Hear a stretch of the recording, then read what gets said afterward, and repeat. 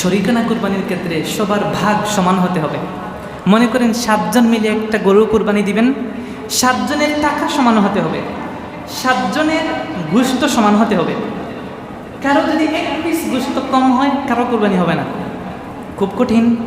এর জন্য ওলামায়ে কেরাম বলেছেন সচরাচর এক গরুতে শরিক হয়ে কুরবানি দেওয়া জায়েজ, তবে উত্তম না, রিস্ক আছে। একজনের যদি নিয়তে গন্ডগোল থাকে সবার কুরবানি শেষ, একজন যদি টাকা হারাম থাকে সবার কুরবানি শেষ।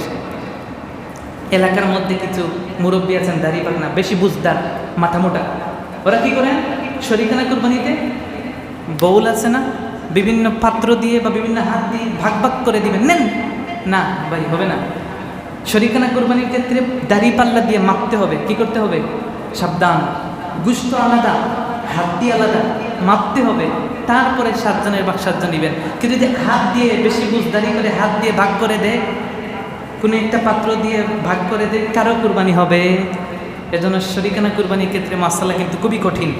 প্রত্যেকের অংশীদারিত্বের ক্ষেত্রে এটা খেয়াল রাখবেন।